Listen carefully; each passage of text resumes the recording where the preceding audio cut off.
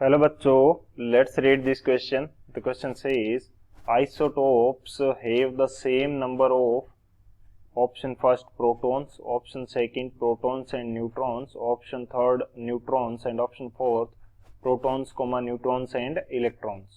तो इस क्वेश्चन के अंदर हमें दे रखा है कि आइसोटोप के अंदर सेम क्या होता है. तो बात करते हैं हम लोग की कंसेप्ट की यदि बात की जाए की कंसेप्ट, तो की कंसेप्ट के अंदर हम देखेंगे कि आइसोटोप बेसिकली होता क्या है. तो हम बात करते हैं आइसोटोप्स की. ये बेसिकली हमारे पास सेम एलिमेंट के वेरिएशंस होते हैं with different number of neutrons. These are variations of same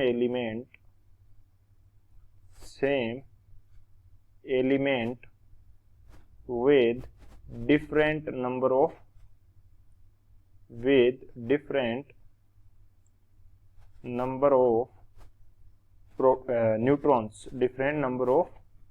neutrons. Basically यहाँ पे यदि मैं एग्जांपल की बात करना चाहूँ, इसको एक एग्जांपल से समझते हैं. तो हाइड्रोजन के 3 आइसोटोप्स होते हैं, 1H1, 1H2 एंड 1H3. सो इनका क्या है, एटॉमिक नंबर सेम है. एटॉमिक नंबर इनका क्या है, सेम है. और जो मास नंबर है या एटॉमिक मास है वो क्या है, एटॉमिक मास ये हमारे पास क्या है, डिफरेंट है. तीनों के लिए एटॉमिक नंबर सेम है और एटॉमिक मास डिफरेंट है. सो ये हमारा मेन की कंसेप्ट रहेगा. इस की कंसेप्ट के अकॉर्डिंग इसको सोल्व करते हैं. तो सॉल्यूशन की यदि बात की जाए, सॉल्यूशन हमारे पास क्या होगा, बेसिकली हमें ये पता रहता है कि एटॉमिक नंबर जो है, एटॉमिक नंबर वो किसके इक्वल होता है, नंबर ऑफ प्रोटॉन्स के इक्वल रहता है. तो यदि हमारे पास एटॉमिक नंबर सेम है तीनों के लिए, तो नंबर ऑफ प्रोटॉन्स हमारे पास क्या रहेंगे, सेम रहेंगे. एक चीज तो यहाँ से क्लियर हो जाती है.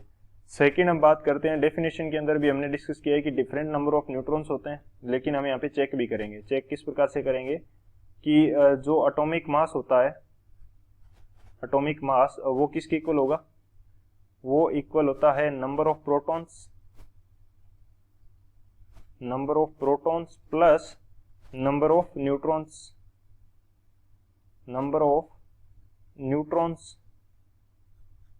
जब हमारे पास नंबर ऑफ प्रोटॉन्स सेम है लेकिन एटॉमिक मास हमारे पास क्या है, डिफरेंट है, तो नंबर ऑफ न्यूट्रॉन्स भी डिफरेंट होंगे. तभी तो हमारे पास एटॉमिक मास क्या आ रहा है, डिफरेंट आ रहा है, क्योंकि नंबर ऑफ प्रोटॉन्स तो हमारे पास सेम ही है. यदि मैं बात करता हूं किसकी, 1H1 की, तो इसके अंदर नंबर ऑफ प्रोटॉन यानी कि P की यदि बात की जाए कितना है, 1 है. और नंबर ऑफ न्यूट्रॉन इसके अंदर कितने हैं, नंबर ऑफ न्यूट्रॉन हमारे पास कितना है, 0 है. क्यों, क्योंकि एटॉमिक मास किसके इक्वल होता है, एटॉमिक मास इक्वल होता है number of protons plus number of neutrons. So एक ही इसका एटॉमिक मास है तो वो किसके इक्वल है, प्रोटॉन के इक्वल है.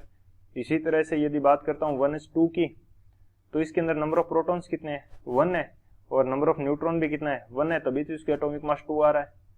इसी तरह से 1H3 की बात की जाए तो इसके अंदर प्रोटॉन का नंबर कितना है, 1 है.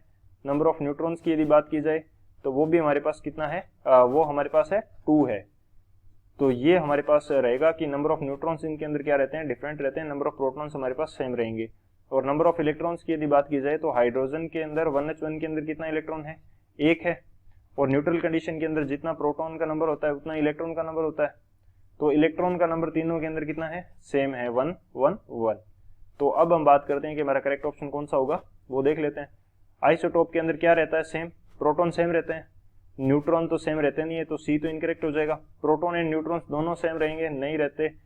डी क्या है, proton neutrons and electrons, protons और इलेक्ट्रॉन्स तो सेम है, लेकिन यदि न्यूट्रल कंडीशन के अंदर है तो प्रोटॉन एंड न्यूट्रॉन तो सेम रहेंगे, प्रोटॉन एंड इलेक्ट्रॉन तो सेम रहेंगे. यदि न्यूट्रल कंडीशन के अंदर है तब प्रोटॉन और इलेक्ट्रॉन सेम रहेंगे, लेकिन न्यूट्रॉन्स क्या रहेंगे, डिफरेंट रहेंगे. तो फोर्थ भी हमारा नहीं हो सकता. तो कौन सा ऑप्शन करेक्ट होगा, तो ऑप्शन जो फर्स्ट है वो हमारा करेक्ट होगा. So option A is the final answer.